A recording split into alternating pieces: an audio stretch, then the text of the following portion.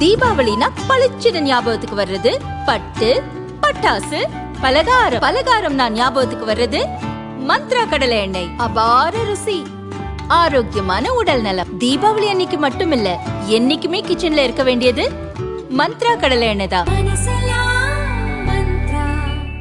ரொம்ப டயர்டா இருக்கு. இயற்கையான டேட்ஸ், பாதாம், பிஸ்தா, கேஷு அண்ட் ஹனி கொண்டு தயாரிக்கப்பட்ட லயன் டேட் நட் பைட்ஸ்.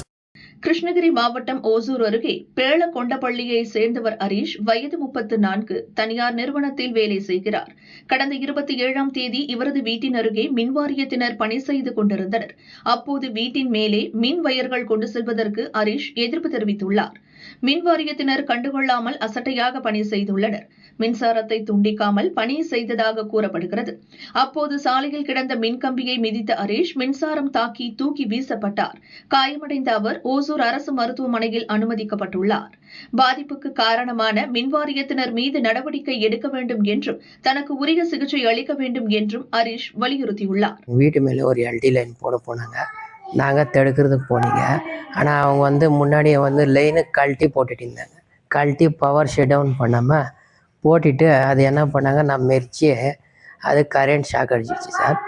அப்புறமா அது முன்னாடி நான் 10 வருஷமாக ஆல்ரெடி போராடியே நான் லைன் பாலம் இருக்குதுன்னு சொல்லினே இருக்கிறேன். அப்பயும் அந்த ஏஇ, ஏடி, டி, எஸ்சி இவங்க யாரும் கேட்கவே இல்லை. நான் கேட்டால் அந்த சொத்தே உங்களுக்கு இல்லைன்னு சொல்கிறாங்க. நான் அப்புறமா ஜியோ அரசாங்கம் ஜியோ வாங்கியிருக்கிறேன், டிசி கிட்டே கம்ப்ளைண்ட் கொடுத்துருக்குறேன். இப்போ எஃப்ஐஆர் போட்டு சிஎஸ்ஆர் போட்டு எல்லாம் ரெடியாக வச்சுருக்கிறேன் சார். அப்பயும் திருப்பி பாலமாக பேசி அவங்க போடுறத நான் தடுத்து அதுக்கு கரண்ட்டு ஒயரு கீழே போட்டு கட் பண்ணி போட்டுட்டு பவர் ஆஃப் பண்ணேன். அதை மாரிச்சு சாக்கடிச்சு சார். எனக்கு உடம்பு ரொம்ப உயிரெல்லாம் எரியுது சார். நெஞ்சு சாயங்கால நேரத்தில் மூச்சு வாங்குது, சாப்பிட முடியல, மூச்சு முன்னாடி பின்னாடி வாங்குது, தலை ரொம்ப பாரமாக இருக்குது சார். போலீஸ் விசாரித்து போனாங்க, கம்ப்ளைண்ட் கொடுத்துருக்குங்க சார். ஆனால் அது முன்னாடி 100 வீட்டுக்கு 50 வீட்டுக்கு போகல, ஒரே ஒரு வீட்டுக்கு தான் போயிருக்கு. ஒரு வீட்டுக்கு தான்.